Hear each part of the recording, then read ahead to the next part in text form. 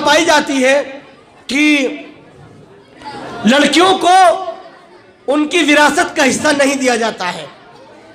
लड़कियों को जो हिस्सा शरीयत इस्लामिया में विरासत के तौर पर दिया जाना चाहिए वो नहीं दिया जाता है।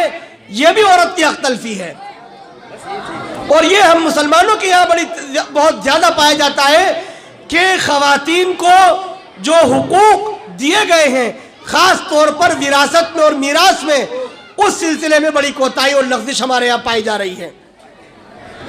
मेरे बुजुर्गों, ये बहुत अहम बात है और समझने की है कि हम ये समझते हैं कि किसी के 10 रुपए छीन लिए, किसी के 10 रुपए मार लिए तो हमने जुर्म कर दिया, बहुत गलत किया, लोग क्या कहेंगे।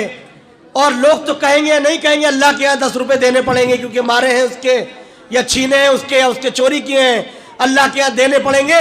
इसका बड़ा खौफ हमें होता है, उसका डर हमें रहता है। अगर हमारे अंदर ईमान है, कुछ तकवा है, नमाज परहेजगारी हम कर लेते हैं थोड़ी बहुत, तो हमें डर रहता है कि अल्लाह के यहाँ 10 रुपए देने पड़ेंगे, इसलिए कोशिश करते हैं किसी तरह से उसके 10 रुपए अदा कर दें। लेकिन जो जुर्म हम मुस्तकिल कर रहे हैं, जिस जुर्म के अंदर हम मुस्तकिल मुब्तला हैं, उस जुर्म की तरफ हमारी तवज्जो नहीं है। और जुर्म यह है कि हमने अपनी बहनों का हिस्सा मीरास के अंदर नहीं दिया, बेटियों का हिस्सा मीरास के अंदर नहीं दिया, फूफियों का हिस्सा मीरास के अंदर नहीं दिया, बीवियों का हिस्सा मीरास के अंदर नहीं दिया। सारा माल हम हड़प कर जाते हैं और हम इसको कोई जुर्म नहीं समझते कि हमने कुछ गलत किया है, हम इसको जुर्म नहीं समझते। हमारे माशरे में बेटियों को, बीवियों को, माओं को विरासत में हिस्से दिए जाने को, न दिए जाने को कोई बुराई नहीं समझा जाता है, बल्कि बाद लोग तो ये तसव्वुर करते हैं कि चूंकि बेटी को जहेज दे दिया था और जहेज में बहुत सारा सामान दे दिया था तो अब उसका विरासत में कहाँ से हिस्सा निकलेगा। वो तो जो कुछ उसका बनता था उसको तो जहेज में दे दिया हमने। ये सरासर गलत तसव्वुर है। इस्लाम से, इस्लामी तालीमात से इसका कोई रिश्ता और कोई ताल्लुक नहीं है। जहेज बिल्कुल अलग चीज है और विरासत की जो हिस्सेदारी हो बिल्कुल अलग चीज है। समझने की बात यह है कि जहेज आ कहां से गया। जहेज तो हमने खुद अपने ऊपर मुसल्लत किया है, जहेज तो इस्लाम में नहीं है, जहेज की तो बातें इस्लाम में नहीं कही गई हैं। जहेज तो ना अल्लाह के नबी सल्लल्लाहु अलैहि वसल्लम ने दिया, ना सहाबा इकराम ने दिया, खैरुल कुरून में कहीं कोई इस तरह की मिसालें नहीं मिलती हैं। ये तो बात की चीजें हैं और ख़ास तौर पर हम हिंदुस्तानियों में ये वबा और ये रस्म बिरादरान वतन से हमारे अंदर मुंतकिल हुई है। चूंकि बिरादरान वतन में ये तसव्वुर है कि बेटी को जायदाद में से और तमाम चीज़ों में से जो मैसर आए शादी के वक्त उसको रुख्सत कर दिया जाए। अब इस घराने से उसका कोई रिश्ता और कोई ताल्लुक बाकी नहीं रहता, उसको घर से बिल्कुल अलग कर दिया जाता है, इसलिए जो कुछ भी होता है उसके साथ में कर देते हैं। लेकिन इस्लाम में तसव्वुर नहीं है। इस्लाम में निकाह का मतलब ये नहीं है कि बेटी का और बहन का निकाह कर दिया तो अब इस घर से, उसके मैके से और उसकी ददियाल के खानदान से उसका कोई ताल्लुक नहीं रहा, ऐसा नहीं है। बल्कि बेटी का रिश्ता बाप से, भाई से, तमाम अजीज और अकारिब से बिल्कुल बेआईन ही वही का वही बाकी रहेगा जो पहले से मौजूद था। हत्ता के अगर बहन बेटी तलाक लेकर या शौहर के इंतकाल के बाद घर वापस आ जाए, उसके सारे के सारे मामलात बाप भाई को उसी तरह से करने पड़ेंगे, उसकी सारी जिम्मेदारियां उसी तरह से निभानी पड़ेंगी जिस तरह से उसके कुंवारी की जिंदगी में निभाया करते थे। इस्लाम में कन्यादान का तसव्वुर नहीं है कि बेटी को दे दिया, निकाल दिया तो निकाल दिया। अगर बेटी घर वापस आती है तो घर के अंदर वही इज्जत और वही मकाम वो फिर से पाएगी जो उसका पहले से इस घर के अंदर था। इसलिए इस चीज को भी खत्म करने की जरूरत है और इस बात पर अमल करने की जरूरत है कि बहनों को, बेटियों को, माओं को, फूफियों को उनकी जायदाद में हिस्सा दिया जाए। जब उनका जो जायदाद का हिस्सा है, विरासत का, मीरास का जो उनका हिस्सा है, जब वो हिस्सा दिया जाएगा तो जहेज जैसी रस्में हमारे माशरे से खुद ब खुद खत्म होती चली जाएंगी। और इस वक्त जहेज तो बिल्कुल नासूर बन चुका है, हमारे माशरे को और हमारे समाज को घुन की तरह से खा रहा है। आप देखते हैं कि जहेज की बिना पर कैसे कैसे मामलात ہمارے یہاں سامنے آتے ہیں اور کس طرح کی خرابیاں معاشرے کے اندر پنپتی چلی آ رہی ہیں،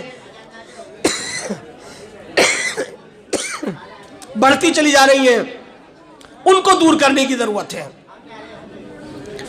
جہیز نہ دیں اور نہ لیں۔ جب جہیز نہ لینے کا عزم کریں گے تو پھر اس بات کی ہمت ہوگی، اس بات کا حوصلہ ہوگا کہ ہم جہیز دیں گے بھی نہیں، بلکہ ہم تو وراثت کا اور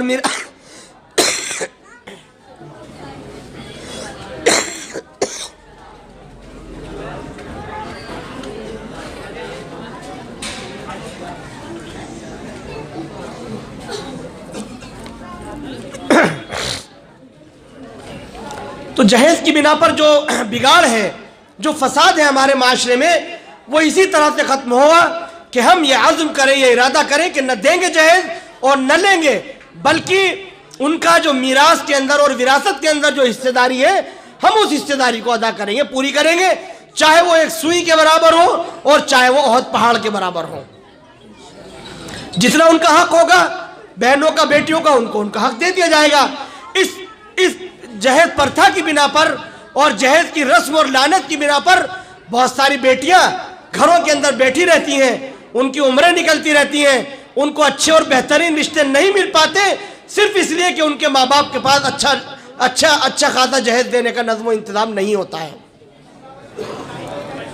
اللہ کے نبی صلی اللہ علیہ وسلم نے فرمایا، تنکح المرأة لمالها ولجمالها ولحسبها ولنسبها فاظفر بذات الدین طربت یداک، کہ عام طور پر لڑکی سے جو نکاح کیا جاتا ہے وہ حسب نسب کی بنا پر کیا جاتا ہے، خوبصورتی کی بنا پر کیا جاتا ہے، یا اس کی مالداری کی بنا پر کیا جاتا ہے، لیکن تم اس کی دینداری کو تلاش کر کے اور دینداری کی بنا پر اس سے نکاح کر کے کامیاب ہو جاؤ۔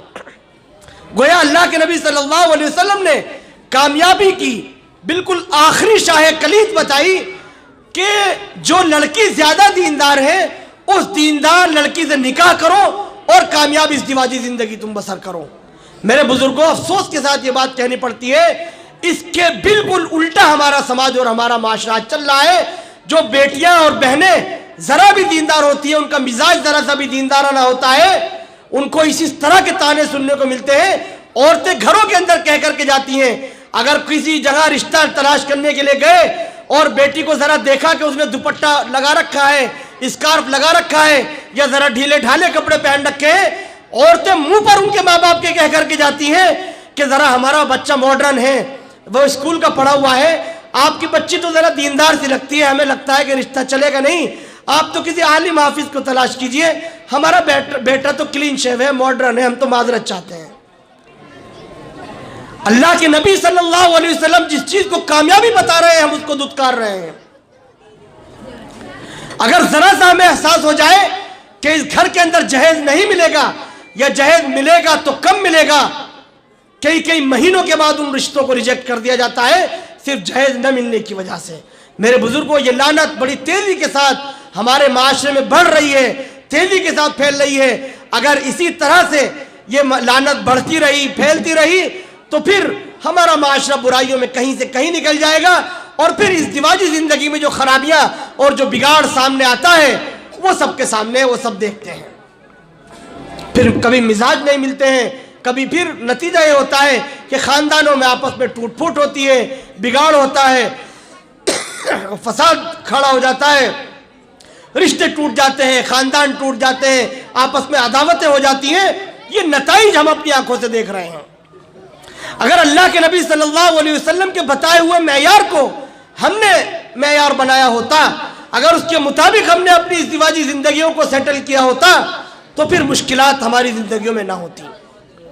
اس لیے اس بات کا بھی عزم کریں کہ جب ہم نکاح کریں گے، خود اپنا نکاح کریں، اپنے آنے والی نسلوں کا ہم نکاح کریں، اس کے اندر جو سب سے اہم اور ترجیحی چیز ہوگی وہ لڑکی کی دینداری ہوگی اور لڑکے کی دینداری ہوگی۔ نہ مال دیکھیں گے، نہ دولت دیکھیں گے، نہ جہیز دیکھیں گے، نہ حسب نسب دیکھیں گے، نہ خوبصورتی، بینک بیلنس اور پراپرٹی دیکھیں گے۔ اگر کوئی چیز دیکھنے کی ہے تو وہ دینداری ہے۔ اس چیز کو اگر ہم معیار بنائیں گے تو پھر اچھے نتائج اس کے ہمارے سامنے آئیں گے۔ یہ بڑی خرابی ہے ہمارے معاشرے کی اس کو بھی دور کرنے کی ضرورت ہے۔ اور جیسا کہ میں نے عرض کیا کہ وراثت میں عورت کا جو حصہ ہے، اگر عورت ماں ہے تب بھی اس کا وراثت میں حصہ ہے، بہن ہے تو بھی اس کا حصہ ہے، بیٹی ہے تو بھی اس کا حصہ ہے۔ کسی وارث کا کسی کا انتقال ہو جائے، کسی مورث کا، تو جو اس کے وارثین ہیں وہ تمام لوگوں کو لکھ کر کے فلاں صاحب کا انتقال ہوا، انہوں نے اپنے اتنے وارثین چھوڑے ہیں اور اتنی وراثت وہ چھوڑ کر کے مرے ہیں، شریعت میں کس کا کتنا حصہ ہے۔ دارالافتاء موجود ہیں، علماء کرام موجود ہیں، موبائل نے اتنا آسان کر دیا ہے، کسی عالم مفتی کو فون ملائیے، 1 منٹ کے اندر مسئلے کا حل تلاش کر لیجئے، لیکن معلوم ضرور کیجئے کہ شریعت اس سلسلے میں اب ہماری کیا رہنمائی کرتی ہے۔ شریعت ہماری کیا رہنمائی کرتی ہے کہ اب بہنوں کا کتنا نکلے گا، ماں کا کتنا نکلے گا، فلاں کا کتنا نکلے گا، ساری تفصیلات لکھ دیجئے، شریعت کا حکم آپ کے سامنے آ جائے گا۔ یہ سب سے آسان شکل ہے۔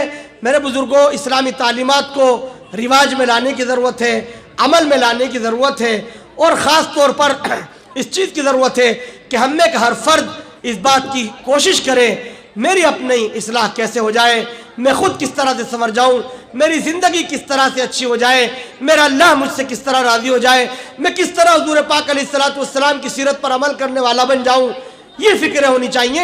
دوسروں کی فکر اس طرح سے نہیں کی جانی چاہیے کہ ہر برائی دوسروں کے سر مڑ دے اور ساری اچھائیاں اپنی تصور کریں۔ دوسروں کی بھی فکر کی جائے گی، دوسروں کو بھی اچھی باتیں بتائی جائیں گی، دوسروں کی بھی اصلاح کی باتیں کہی جائیں گی، لیکن اس میں یہ بات پیش نظر ہوگی کہ میری بھی اصلاح ہو جائے، میرے بھائی کی بھی اصلاح ہو جائے، میں بھی اللہ کا نیک برگزیدہ بندہ بن جاؤں، اور میرا بھائی اور میرے تمام اعزاء و اقرباء، رشتہ دار، میرا پورا معاشرہ، پورا مسلم سماج اللہ کا مقرب بن جائے۔ اس کے لیے فکریں ہوں گی تو پھر یقیناً برکتیں آئیں گی اور پھر ہم ان کو اپنی آنکھوں سے دیکھیں گے۔ میری بات تھوڑی قدرے طویل ہو گئی ہے اور وقت ہو گیا ہے، اس لیے میں اسی پر اپنی باتوں کو ختم کرتا ہوں۔ اللہ سبحانہ و تعالیٰ ہم سبھی کو عمل کرنے کی توفیق عطا فرمائے۔ آمین۔ وآخر دعوانا ان الحمدللہ رب العالمین۔